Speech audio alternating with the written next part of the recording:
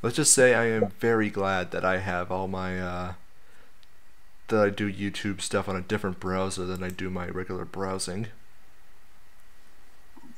Do you use the Epic Privacy browser? I use Epic Privacy Browser. The other Epic Privacy Browser, Brave. Oh, okay. Tor is designed by the Department of Defense and they run like a big percentage of the nodes, so don't assume that you're safe there. But anyways, I'm pretty sure we're live. I just got a notification through my phone, so yep. Let me I have the stream open on my phone too. Let me just is it live? Someone in the chat type something if you can hear us. It's probably on a second delay, so we'll have to wait a bit. Yep, you're live. Alright, perfect. Alright, hello everybody. Thank you for bearing with us in our random banter. And today we're going to be doing something a little different. Instead of doing our usual stuff, we're going to be watching a video. This one we've been getting requests a lot on our Discord servers, so I figured, hey, you know what? Let's just sit down and watch this video by Badmass about the problem with free speech. And I'm actually... Well, it's also because there aren't really that many news stories for right now. I mean, there's the Article 13 thing, but I'll probably make a video on that later. Yeah. I mean, I don't know if there's much else to say about Article 13 besides what I already mentioned in a video I made a few months back. Might need to do some updates on that, but yeah, nonetheless. Yeah, we're going to be watching this video and we'll be doing live commentaries. Oh crap, that was already on live stream. Never mind. So, here's the thing, like, none of us here none of us have actually watched a video yet, so this is going to be our first reactions to it. This should be fun. Your recommended videos.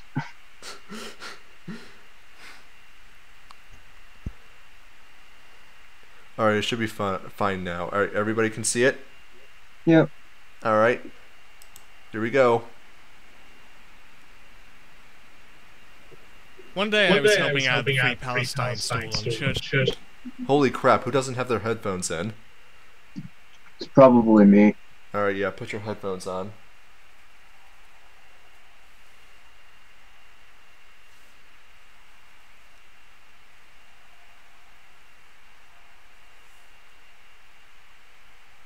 Go ahead and play it. I'm just gonna keep it muted while I'm getting my headphones in. Alright. Street.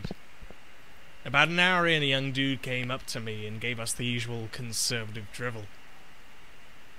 He told me that he just couldn't support the left anymore, because to him, we were all against free speech.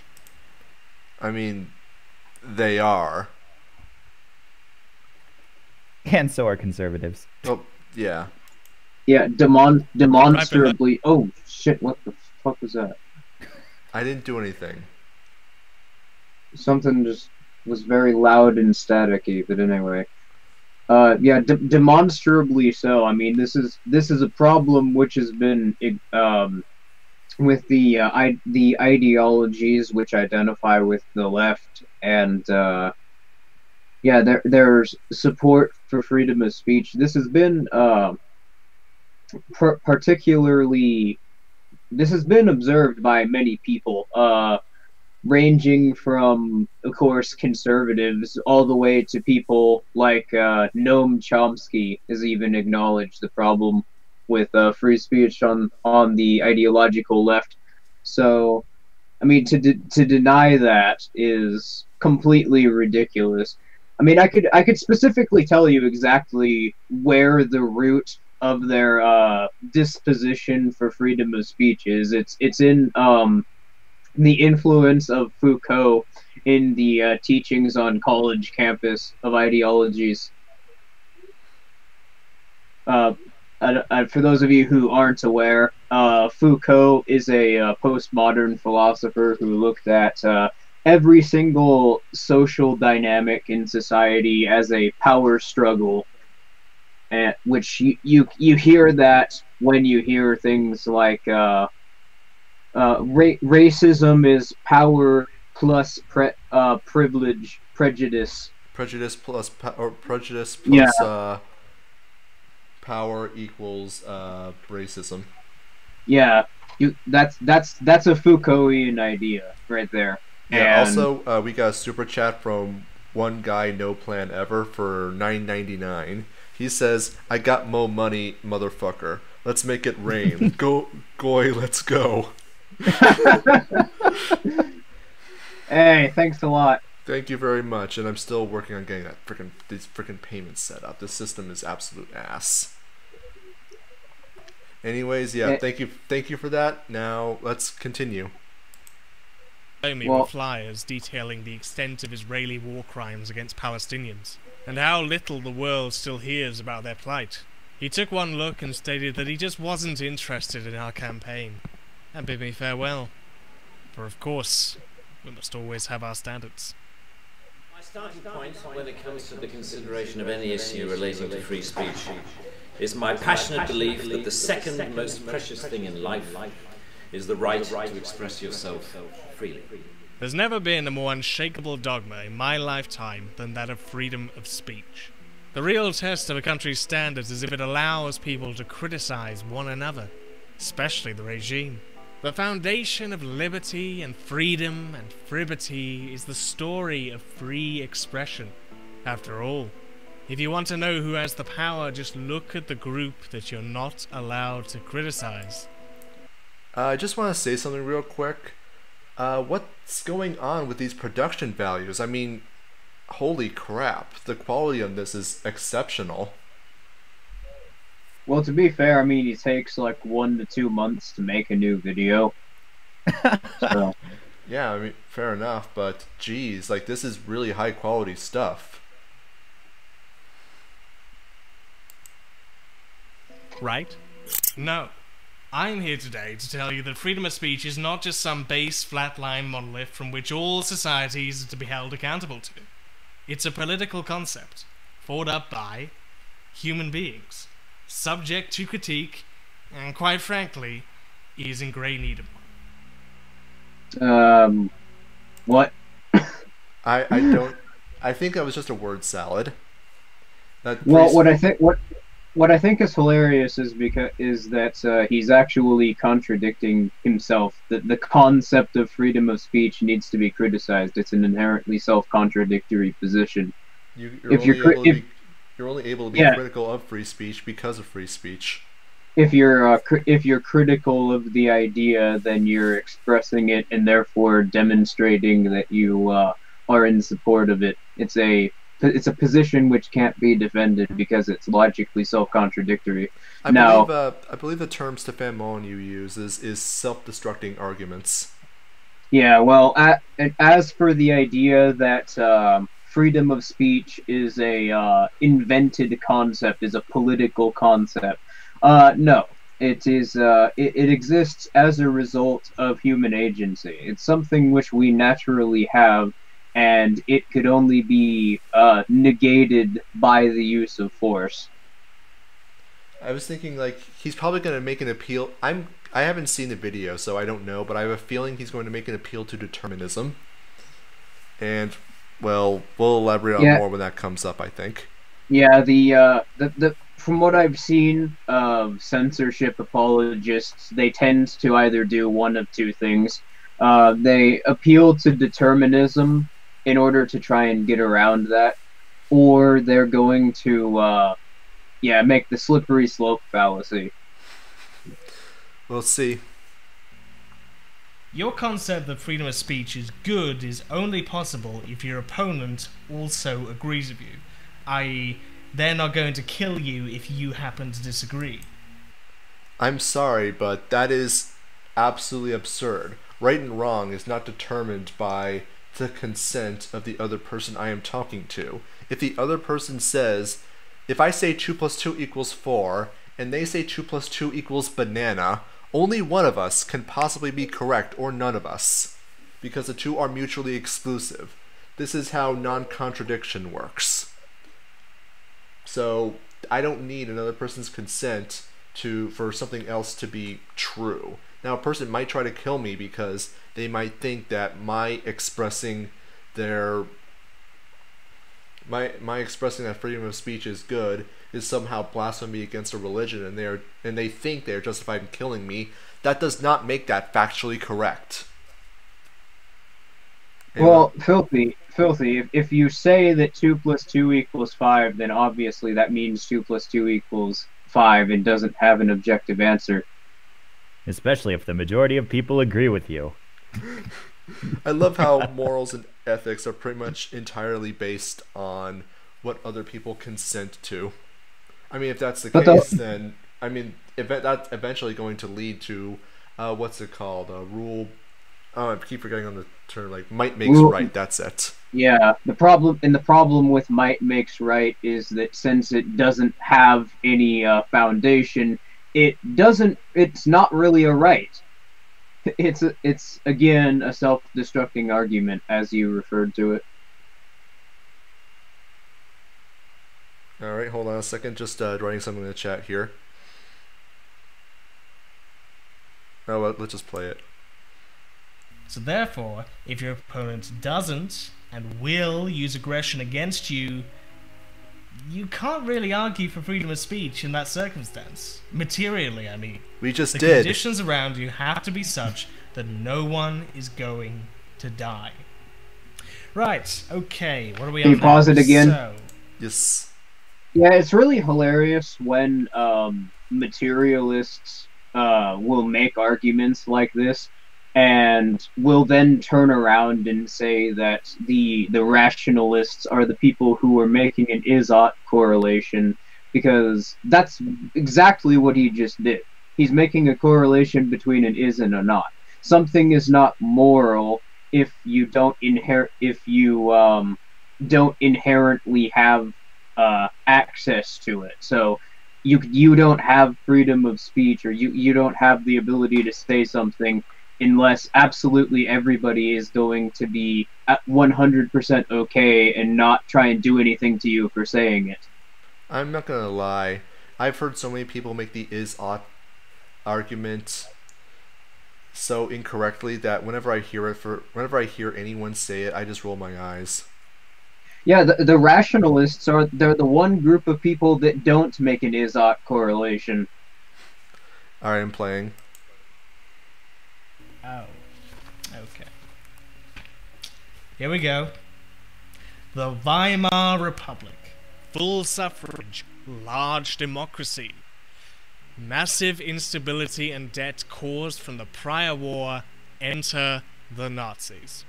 And the German Godwin's Communist Law. Party. Yes, everybody seems to forget, but the commies were there too, headed by one Ernst Thälmann. At their peak, they gained 16% of the vote in 1932. Now, whilst Ernst was forward in his anti-fascism, the Social Democratic Party, and their newspapers, did not seem to understand the idea of a united front.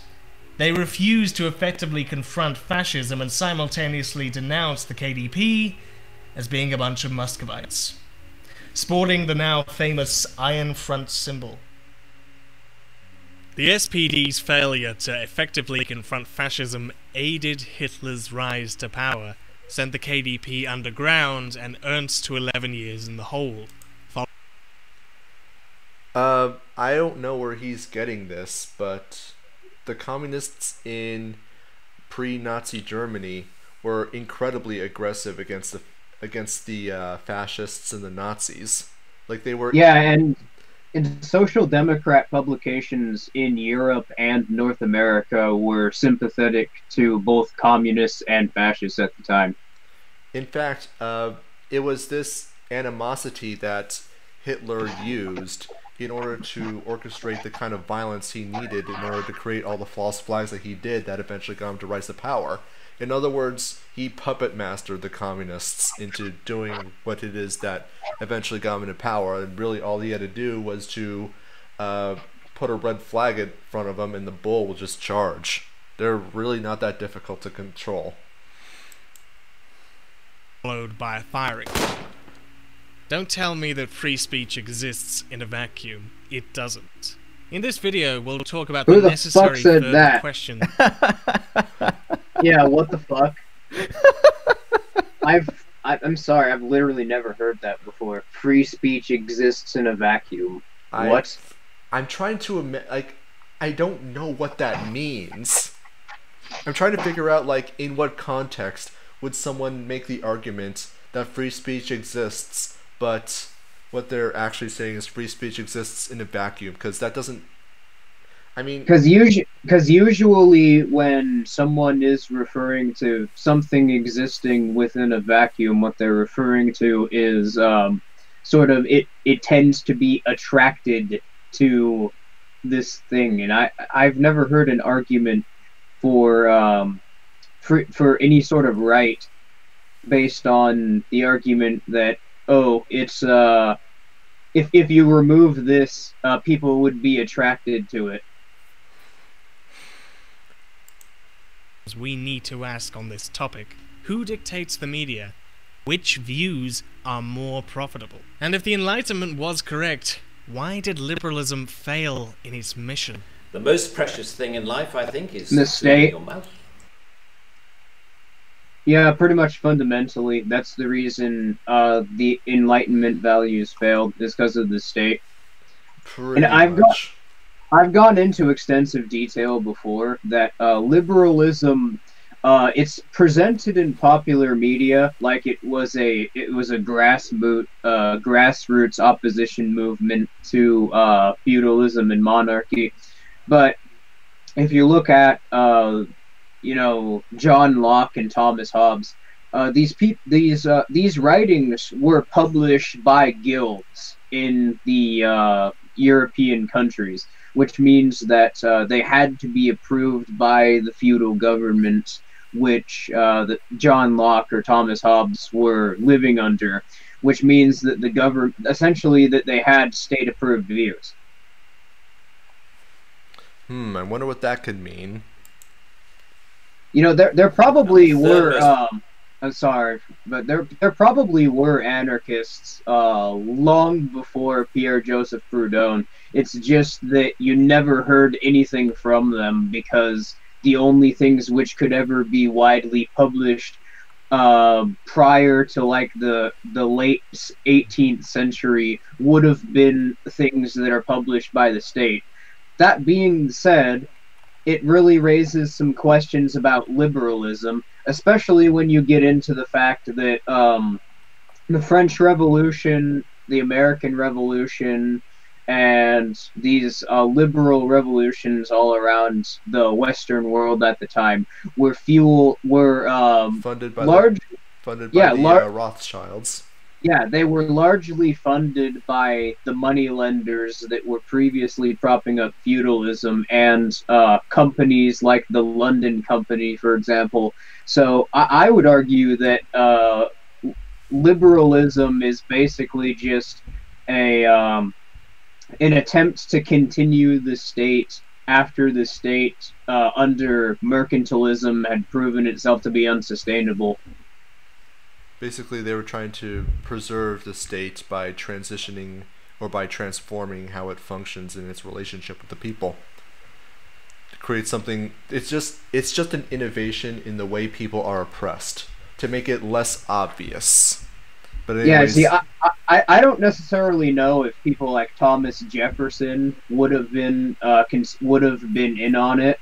But we know as a matter of fact that Alexander Hamilton and George Washington were in on it. They had explicit ties to the Rothschild cartels. So yeah, and the more I learn about what's his name, Alexander Hamilton, the more I realize the guy was basically a totalitarianist. Oh, the guy's funny too. He's... wasn't he the one that paid somebody so that he could screw their wife? I think so. Yeah, I heard about that. I haven't heard that one, but that's fucking great. It was in a series of letters that were published. I think I can find them again later. Yeah, a lot of these Rothschild stooges end up being complete fucking degenerates in their real life. You got Alexander Hamilton paying people to cuck their wives. You've got Karl Marx raping his maid and then living off of his friends, mooching off of him for the rest of his life. Yeah. Fucking, Basically, Didn't he also abandon his kids or something? yeah, he did. He threw the maid. He fired the maid and threw her out into the street when she got pregnant. I can almost imagine it. There is a descendant of Karl Marx out there somewhere, who was. Oh, there maid. is actually. Yeah, there is a descendant, and he fuck, I can't remember his name right now, but he lives in London, and he apparently lives outside of a McDonald's, like he lives on the streets. That's ironic. That's both ironic and fitting. He's not actually a socialist though. I figured as much. Because there was an article on him, and that's what he said. Is my great grandfather was an idiot. Pretty much. Anyways, I'm gonna play now. I don't think we're gonna get more than halfway through this, so.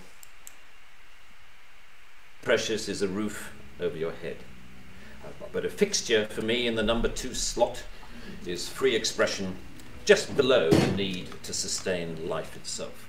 Is that This Mr. clip B? was one of the first main intro points for me, It might be. as well as many others, into the realm of super free speech. And it's strange looking back on it just how dated it all is. It's not like we didn't have the arguments back then, but more so, nobody really cared. We were all swept up in the dogma. To challenge free speech would be on the same level as strangling a baby. Anybody can speak about the joys of free speech, but it means absolutely nothing to somebody who has no power with that speech. What, freedom to beg? Yep, I called That's it. institutionalized sadism. Now, I'm not a believer in some hierarchy of rights, but if I did, this would not go at number 2. This would go at, like, I don't know, some 97. I'm just pausing here because, well, first off, I don't know very many people who aren't conservatives and are trying to rationalize the cognitive dissonance that they have with the state, who believe in a hierarchy of rights. I mean, rights are derived from self-ownership. There is no hierarchy. Yeah, even the more liberal types don't believe in a hierarchy of rights. What they believe is that every right exists for the same reason, and a violation of one is a violation of all of them. Which that is the case. The way I used to see it is that you had life, liberty, and property, the basic classical American idea. That those three are those three in that order are what's going to be most important. So, but that also creates a problem in the sense that if your right to property comes at the expense of someone else's life, well, their life is more important. But that creates a whole host of problems, which and that's the reason why fucking positivism doesn't work. If you're legislating a quote unquote right which depends on the subjugation of the individual, then you don't have rights. Pretty much. Alright, I'm playing now. Now, why is it that I say this? Well, in the words of some philosophy dude who people say look a lot like me, no rights matter if you're dead. Food, water, healthcare, housing, these are all things we need in order to survive and fulfill and enjoy all those other things that we now consider rights. And despite he just listed positive rights, just as you said it, just as you said positivism. Yeah, well, and not only do you not have rights if you're entitled to material things, but also you don't have even the ability. The problem with nationalized services is, again, they aren't able to be provided to people. That's when you get rationing. So, I mean, you don't have any rights and you don't have any services in the aims of trying to make material things rights. That's the reason why rights can't be fucking positivist. Well, the problem I see is that these rights, I think you said earlier actually, that the rights are necessarily going to come at the expense of someone else. In that case, if you have a right to food, then someone has to make that food. If you need to Right. pay someone to make that food, then that pay is an impediment to your right to food. Therefore, people not being enslaved to produce food is going to be necessarily a violation of your positivist rights. So there is no moral argument that would be able to justify this kind of positivism. And this is probably the issue that Bad Mouse Productions is seeing. He sees rights in a positive aspect, that you have a right to something. You have a right to food, healthcare, whatever. And he sees speech in the same way, that it's going to, that you have a right to free speech, which I can see why he. Sorry, I wasn't finished. I can see why he would make that conclusion, because the way that free speech is explained or is expressed does sound very positive. You have a right to free speech, whereas the way rights actually work in a negative aspect is you have a right to not have your speech impaired. Right, and that's that's fundamentally the issue with these people, is they don't understand that. And I think you said it pretty well. Take the example of food, for example. Well, if we were to, if we were to take positive rights at face value, that would mean somebody is going to be coerced into providing that. And the natural conclusion of that is slavery. Which I don't think Bad Mouse is going to say that slavery is okay. Holy fuck, can you, I don't know who's making that noise, but it's distracting the shit out of me. It might be, what's it sound like? It sounds like a transistor. Is it continuous? Yeah. Okay, I'm gonna move my computer away from my mic because the fan is blowing. That's probably what it is. Alright, so is that I better? don't hear it. Yeah, it's a bit better. Okay. It's a lot quieter now. Okay. Alright, so I'm gonna play it now. Despite the fact that millions of people around the world end up dying from the lack of these needs, even when they're universally agreed upon, you ever notice how the whole discussion goes very, very quiet? You want to know why that is? As you can. Well, first of all, they don't go quiet. They tend to, say, "Oh, this is a failure of the free market." That tends to be how it's presented in the media, or the government needs to be involved. But you want to know what all the mainstream discussion is suspiciously quiet about regarding this specific debate? The fact that every single one of these poverty-stricken countries where people don't have access to these basic rights, well, not these rights, but this basic food and the things that they need to survive, have a stable living for themselves, they are the most authoritarian countries that exist. I mean, you remember when, what's his name, Democratic Socialist 01 and two other of the communist YouTubers put out a video at the same time about capitalism's death toll? Their arguments basically come down to their arguments basically come down to the lack of, or the failure of capitalism to produce post-scarcity. The failure of capitalism to reverse entropy is the result, is, and the reason, and the fact, the failure of capitalism to basically make us literally immortal. It means that every person who has ever died ever can be blamed, or their deaths can be blamed on capitalism. By the way, I'm looking at the Hangout. That's definitely you, Pumpkin. The sound is coming from you. And has it stopped now? It's, no, I could still hear it. 1 second.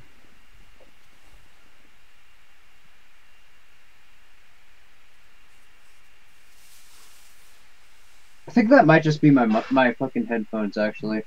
Huh, maybe. Did it stop while my mic was muted? No, it's my fucking headphones. That's why I think it's my headphones. Oh, okay. I also wanted to mention that he ended that thought with an appeal to popularity again. And now, well, you can see on screen that he's about to apply. He's about to. That he's about to cite Sargon as an example for some reason. Because, I mean, is Sargon some great defender of free speech, even though he thinks that rights come from the government? He tries to bill himself as one, but yeah, as you mentioned, he has the same fundamental conception of rights as Badmouth Productions. And now I'm sure the liberalists are going to autistically screech at me over saying that. But no, I mean, seriously, think about it. You both think that rights come from the government. You both think that people need to be coerced in order to have rights. Fundamentally, you're no different than Marxists. Pretty much. Alright, so I'm going to play now. They You even see, the number see of people themselves the sleeping same rough way. has doubled in 5 years. And unfortunately, at the moment, the only people trying to address it are the goddamn socialists. No one cares apart from the socialists. The problem with Marxists is they're the only people in bourgeois societies who actually care about the poor. They're the only people actually trying to talk to them. I wonder why the left seems to be, on the whole, largely committed to these causes. Imagine It's believing in something the that you political find scantily spectrum. addressed by the middle to right sphere. Magically thinking that libertarians aren't talking about Cal the may poor. find himself wondering why it is that these ideologies can barely create a solid solidarity towards these topics. You may be a liberal and say, yeah, I support that too. And I'm saying this as someone who always gives money to homeless people. I am very sympathetic to the plight of people on the streets. But the effects and actions are what counts. Fact of the matter is, there's no confidence here. I see no outpouring of condemnation coming from you when politicians like Bolsonaro press forward their restrictive measures, unlike what you had to say for this powerless redhead. Why is that? Count Dankula, otherwise known as Mark, who interestingly I had a couple of scuffles with a while back without realizing it, taught his dog to do the Hitler salute, and he got fined £800. Now, that's probably one of the most petty excuses for a sentencing, I'll admit, but again, this is not about whether or not it's justified, it's about people's standards. Yes, During it and after fucking the is! sentencing, Mark received... That's literally what this fucking video is about. It's about forcing his standards on other people. Pretty much. Yeah, it. Look at the title of the video: "The Problem with Freedom of Speech."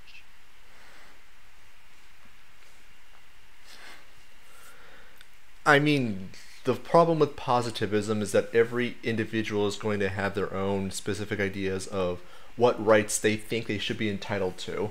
So it's only going to dissolve into, for lack of a better term, chaos, with everybody fighting each other over the right to decide which rights they get to extract from other people at gunpoint. Also, let's not skip over the whole the point that he was showcasing that Sargon was talking about earlier. Socialists are not the only people that are talking about improving living conditions. Libertarians are too. It's just that, you know, socialists, they don't really have a solid idea for how to achieve that. They think they Well, do, but it's just They, like... they think they do. Yeah, that's probably a better way to put it. They think they do, but it's they completely reject all of the valid criticisms of their ideas. So it's basically what they like is to demagogue to the people who are of lower incomes assigned by the government. Notice that what's considered poor is completely arbitrary. Pretty much. And I'm reminded of Thomas Sowell, you know, the black economist, or the black Austrian economist. He says that he used to be a Marxist when he was younger, but he became more sympathetic to capitalism when he started to actually look at the data and pointed out that it's like, hey, our ideas, I mean, they aren't being fully implemented, but where they are, it's not only not helping the poor, but it's actually making things worse. And of course, with the group he was originally working with, like when he presented this data to them, pointing out like, hey, our ideas aren't working, maybe we should actually try helping the poor in a different way, he was largely ridiculed. So people who otherwise want to help the poor out of the goodness of their hearts, or like just general sympathy, they aren't socialists for very long if they genuinely believe that. They're either delude themselves, are otherwise indoctrinated, or something else happens. They're usually emotionally invested. That's mainly the problem with these people who are like super into it. I think that's why I specified indoctrination a little bit earlier, because the way indoctrination works is that you get people to have a Pavlovian emotional reflex that provokes anxiety whenever they're faced with criticism or faced with anything that's not Marxist orthodoxy, which is obviously why they get so hysterical all the time. They're trying to postpone that anxiety, and anyone who disagrees with them is inflicting that anxiety upon them. Well, at least that's what their perception is. But start the video? Yeah, sure. Okay. Enormous support from, well, everyone. And now he's more famous than he ever previously was. Enough to be at the forefront of the Free Speech Festival later that year, and even use his fame to help push forward the re-emergence of UKIP. This is attention that people would pay top dollar for. Way more than 800 quid. If I was him, I'd be proud that I got that court hearing. Not disappointed. Frankly, me and my colleagues who I was with at the time didn't really care about this whole thing that much. What happened around the same time that did catch some of our attention, however, was the plight of the J20 protesters who got arrested back during Trump's inauguration. Some of these people are currently on the butcher's list to serve 60-year sentences for standing against a president who's, well, a dick. I mean, yes, I know the liberal opposition is fucking corny as hell, but he's still a dick. They've all been dicks. He's just continuing the line that every dick who ever stood on center stage ever started.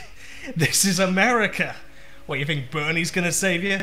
You think that reforming the Democrats is ever gonna change the nature of the #1 imperialist power? Apologies. If you are at all concerned... No wonder he had to stop himself. He almost came to the conclusion that they're all lying sociopaths. You have to stop yourself from taking ideas to a logical conclusion, don't you? Yeah, also, is no one going to acknowledge that he's actually unironically defending Antifa, and he's coyly dismissing them as protesters?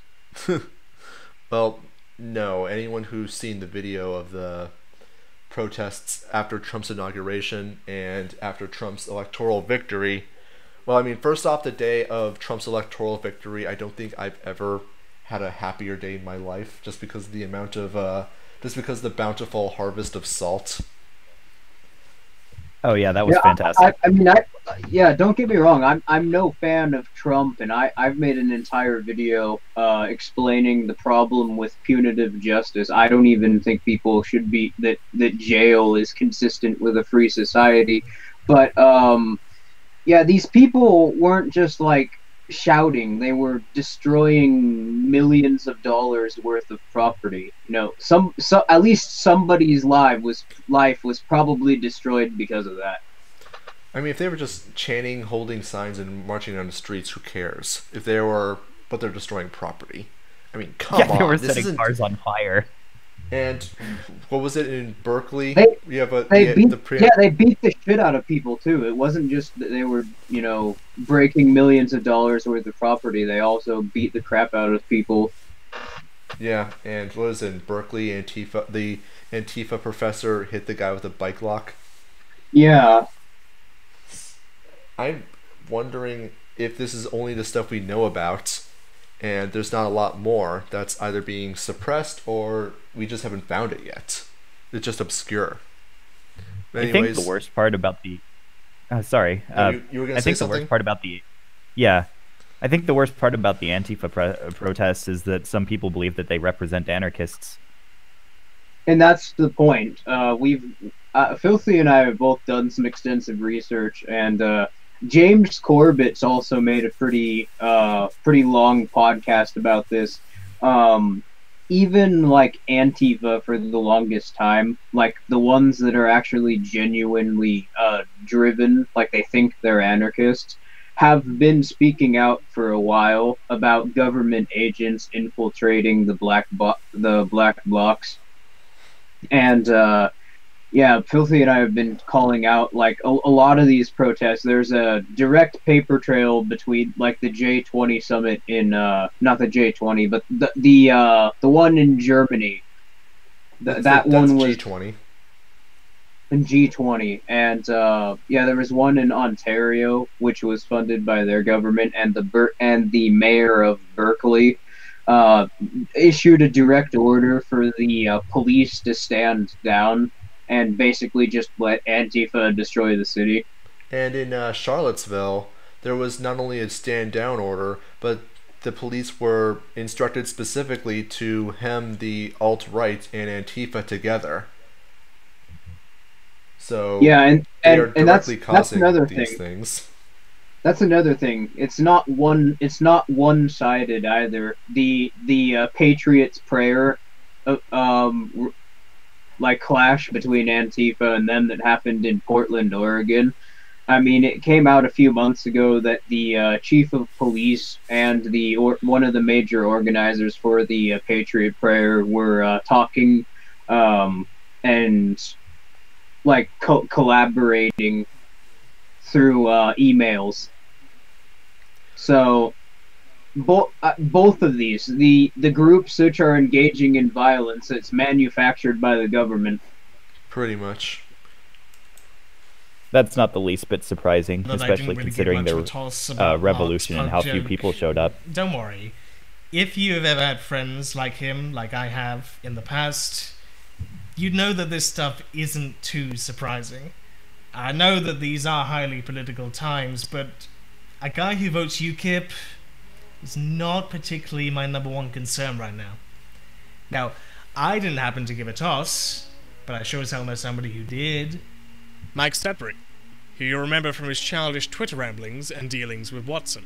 He proclaimed that the left needs to stand with free speech, a free speech which is largely at the teat of right-leaning discourse. Carl, who was there with him, earlier that year got deplatformed by Absolute lefty rebels in fucking his cancer. debate with Mew. I love He's how Sargon seems to be the big representation, the avatar of free speech in this case. And I love how he says freedom of speech. It's a right-wing idea. Okay, well, I mean, aside from the problems with the left-right dichotomy, I mean, you wonder why it's such a partisan issue when you say things like that, implying that there's an entire anyone who would consider themselves left is against the idea. It's an idea which is against that group of ideologies. Well, I wonder if this is intentional, in the sense that he's deliberately trying to galvanize people towards a left and a right. If you're for free speech, then you're being put into this box, or I'm putting you into this box. If you want censorship or think that, yeah, hate speech laws are a great idea, I'm putting you into this box. Yeah, of course it's intentional. One of the fundamental root of Marxism is the Hegelian dialectic. So yeah, that's fair. There's not really any other reason for him to make this argument. I'm pretty sure that both have shown equally that they're only for free speech that they agree with. Oh yeah, you see the so-called right-leaning people online all the time talking about necessarily suppressing the rights of the left. It's fucking retarded. Rights are not a fucking political concept. They don't apply to groups based on their politics. That would mean they aren't rights if that's the case. Everyone has rights, and this sort of political tribalism is simply a manufactured stunt to try and get people engaged in a sort of ideological jingoism, and to where they only look at their own in-group as being a good thing. And the states exploited this quite well, especially through nationalistic ideologies, because that gets people in a mentality to where they think that they need the state in order to have their interests met, which is so they tend to like vote and get more dependent on political services. Sounds about right. Anyways, let's keep going.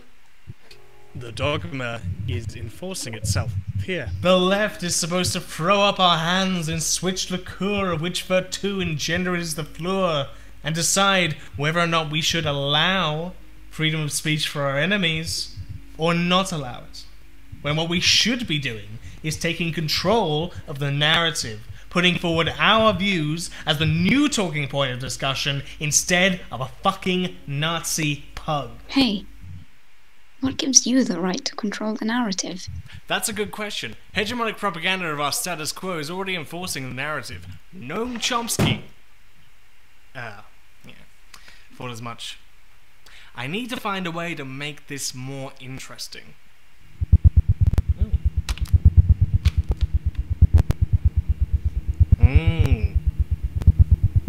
Well, that's actually a very hold on.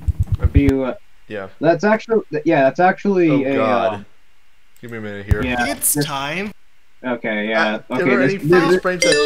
Is there any freeze frame where he's not staring into my soul? Theory. Alright, there we He's a go. fucking. Also really slow at getting to the point.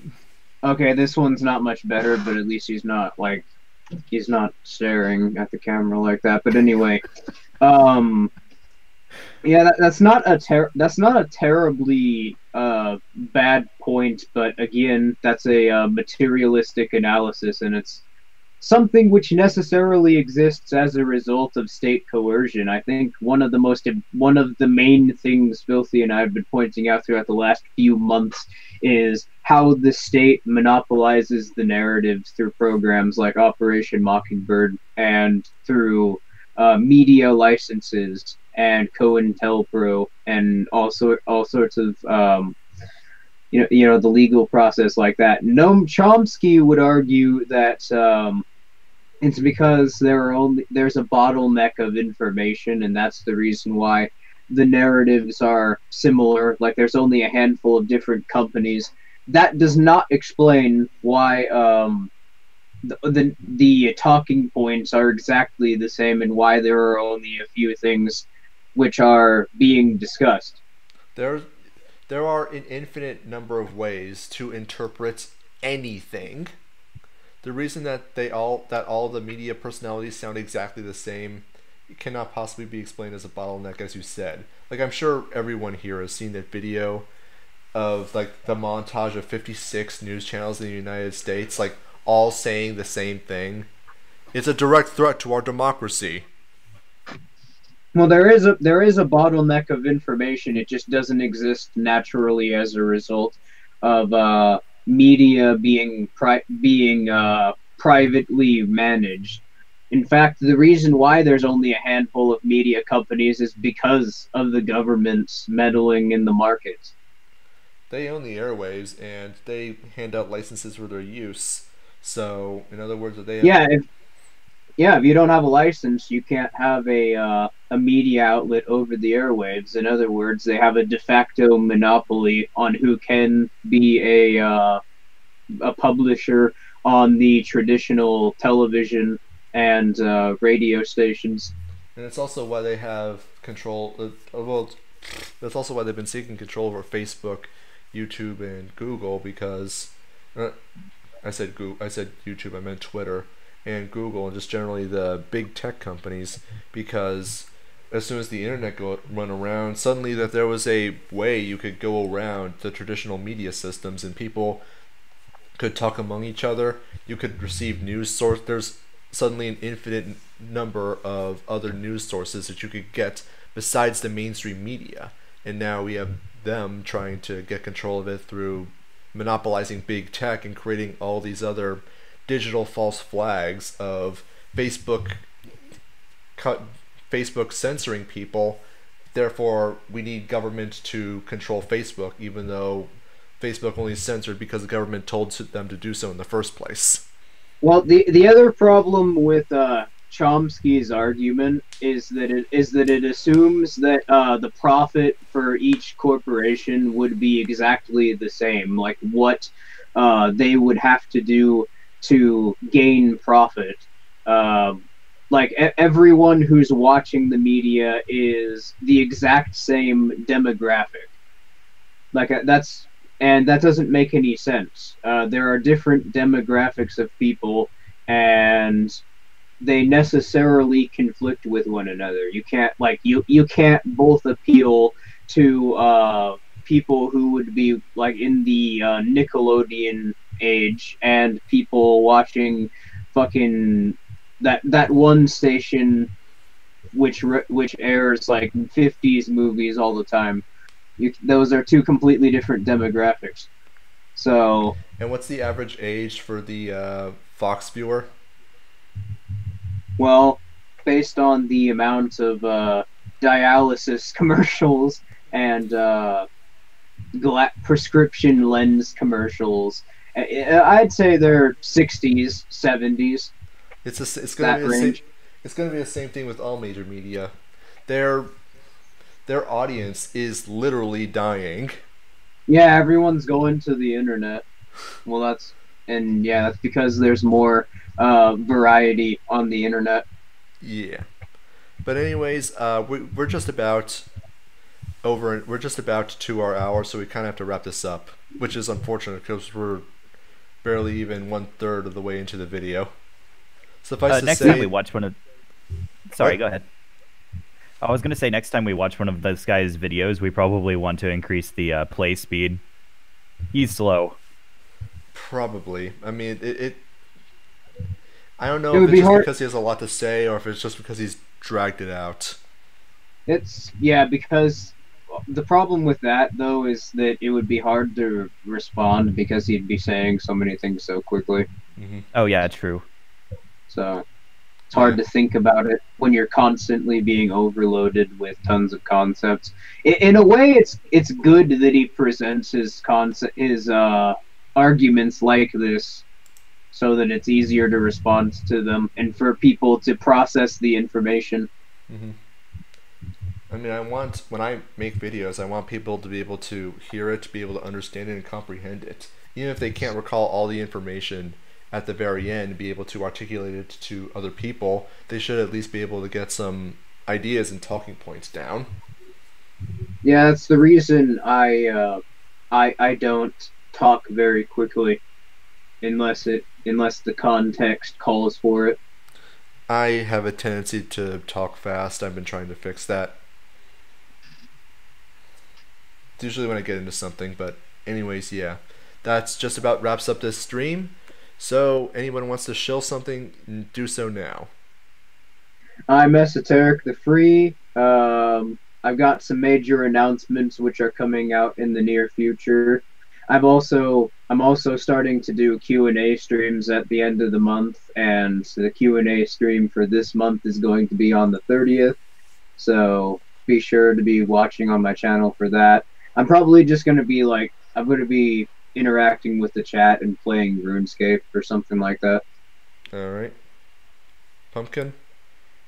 I highly recommend not relying on the Republicans to defend your freedom of speech. They're not going to do jack shit about it. I mean, I wouldn't just not recommend it. I would staunchly demand that they refuse to do so. I mean, I wouldn't even want them to defend my rights anyway, because they suck at it. What rights have they defended in the last 100 years?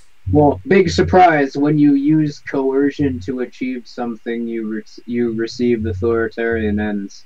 Exactly. Weird how that works. Yeah. Anyways, this video I'm working on has been a little hard to make, both because it's a topic I don't usually talk about, and because, well, I've been playing a lot of Warframe recently. So, but anyways, yeah, that should be coming out hopefully in the next 2 days.